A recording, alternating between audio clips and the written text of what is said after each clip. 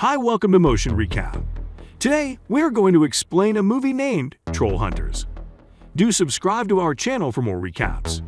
Watch out and take care. Three Norwegian friends, Thomas, Johanna, and Cal, are in a car at the start of the film. They attend Valde University College and are tasked with creating a documentary about recent bear attacks in the area as part of their college project. Cal is the cinematographer that captures all of their studies footage. The three drive to the location of a bear's decomposing body and interview local hunters. Interestingly, all of the hunters make the same comment. They assert that the bear tracks appear to be fabricated and suspect that the Norwegian Wildlife Board's head, Finn Hagen, is concealing something. The hunters share a common loathing for a fellow hunter named Hans, whom they all suspect. The remarks add intrigue to the students' documentary, and they decide to conduct additional study on Hans. They discover Hans lives in a campground and conduct an interview with his neighbor.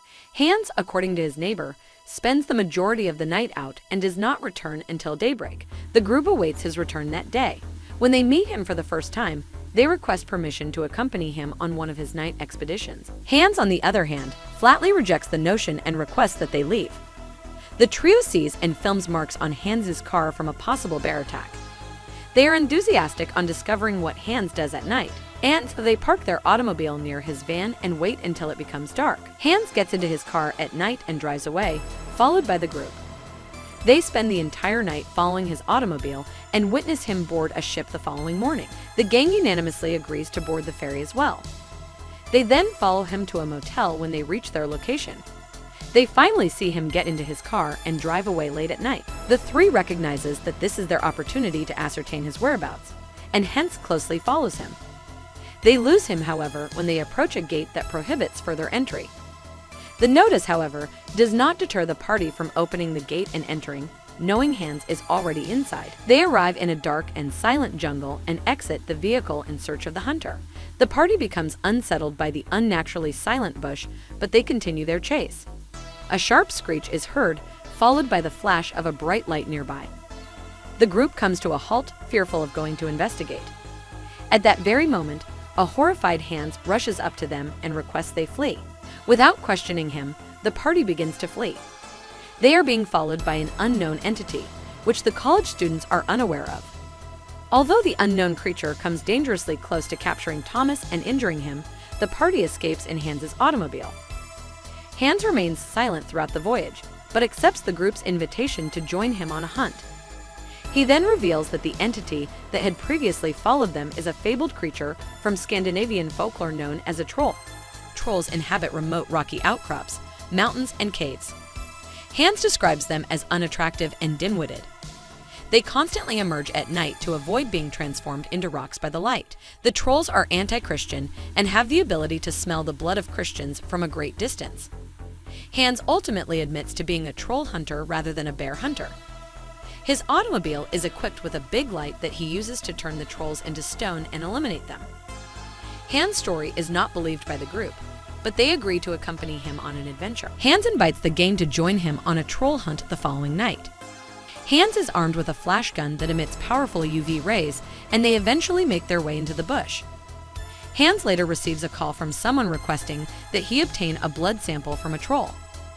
After a while, he requests that the group pause at a certain location. He intends to rouse the trolls from their hiding places and thus departs from the party and continues alone into the woods. While waiting for Hans to return, the three begins to suspect that Hans was fabricating stories. Suddenly, a loud growl is heard abruptly. The trees begin to tremble and a monstrous three-headed beast appears between them. The party is horrified and begins running towards their automobile, which is being pursued by the troll. They eventually make their way to the automobile, but the troll has followed their scent there. Fortunately, Hans anticipates the beast and flashes it with his car's light. Instantaneously, the creature transforms into stone, shocking the gathering. Thomas, Johanna, and Cal are overjoyed to have discovered such a clever individual and believe that the video footage will instantly make them famous. Hans, on the other hand, is enraged with the group for failing to inform him of their Christian affiliation. That is how the troll was able to detect and track them. The three, though, maintains that they are not Christians. Hans ultimately admits that he is not compensated adequately for his hunts and that he no longer wishes to risk his life. He promised to bring them here in order to educate the world about trolls. Finn, the head of Norway's Wildlife Board, arrives on the scene the following morning. Finn is revealed to be a member of the Troll Security Service by the group, TSS. Because the Norwegian government does not want the world to be aware of the creature's existence, they have formed a secret committee, TSS, to resolve any troll-related issues. Hans is a government-appointed troll hunter tasked with eliminating trolls who approach humans. As a result, they fabricate bear assault stories to conceal the trolls' deaths. Until now, every report about the bear attack has been a smokescreen for the death of one or more trolls. Hans explains that trolls have been acting more aggressively than usual over the last 2 weeks, and the TSS is looking into why. That is why they requested a blood sample from a troll last night, but Hans was unable to obtain one. So he desires to hunt once more today. Finn notices that the students are videotaping the entire exchange and informs them that they will not be permitted to keep the tape. However, the trio is unafraid. They hunt the beast at night in a different place. Hans uses a sheep as bait to entice the trolls once they arrive. The plan succeeds as a new type of troll appears and begins consuming the sheep. Hans obtains a syringe and dressed in a metal suit. He then approaches the creature with courage in an attempt to obtain blood samples. Hans is successful in obtaining the blood but enrages the troll. Hans is attacked and easily overcome. It even attempts to consume the man, but is repulsed by the metallic suit. Hans impersonates a troll, compelling it to flee. He is approached by the trio, who assist him in his ascension. Hans immediately pursues the troll and flashes his light to kill him. The following day, they take the blood samples to the lab for testing and learn that the results will take several days to arrive. The party then splits up to embark on another quest.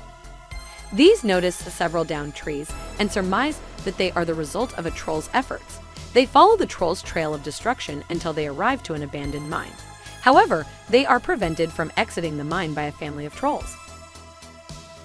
The party is afraid to the point of shivering, particularly cameraman Cal, who is shivering in fear. He's not scared. He's just a film student and knows that camera shake makes everything better. He admits to believing in Christianity, which increases the group's anxiety. Meanwhile, Cal's scent attracts the trolls, who assault the party.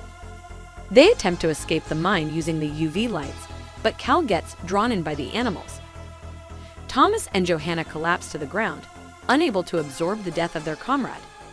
They return to Hans' trailer with his broken camera. They hire a new Muslim cameraman after a few days, uncertain of the creature's reaction to her scent. Finn contacts Hans once more, this time to assign him the mission of assassinating the Jotnar, the most fearsome troll of them all, who stands easily 50-100 meters tall. Hans is well aware that this troll will be the most difficult to eliminate, and then modifies his vehicle with sharp metals to deter it. The party makes its way into the mountains in search of the troll. They receive a call from the lab informing them that the trolls are infected with rabies. That is why, during the last month, they have been aggressive. Thomas was bitten during his initial contact with the troll, and the group fears he may also have rabies. Thomas asserts that upon their return, he will be tried. They notice the Jotnar troll approaching their van at that exact moment. Regrettably, the mounted lights on the van cease to function immediately. Hans devises a strategy and begins singing a Christian hymn, confounding the troll and drawing it to him. They take advantage of this situation to flee. Hans eventually succeeds in resolving the lighting issue. They drive just underneath the troll's leg and eventually flash the troll with their lights. The troll transforms into stone and falls to the ground, which relieves the group. Thomas carries the documentary's hard disk with him. Finn and his guys arrive at that precise moment and attempt to steal the camera and hard drive from them. Thomas steals both of them and flees, leaving behind his pals. He eventually comes to a road and notices a truck heading in his direction. As the screen fades to black, the scene ends. Although no one has ever heard from the students following the incident, we can presume that someone from the truck stole the footage from Thomas and exposed it to the press. Norway's Prime Minister, out of alternatives, discloses the existence of the trolls during a press conference. By the film's conclusion, the trolls had gained global recognition. Subscribe to the channel for more videos like this, enable notifications, and leave a like to support the channel. We appreciate your presence.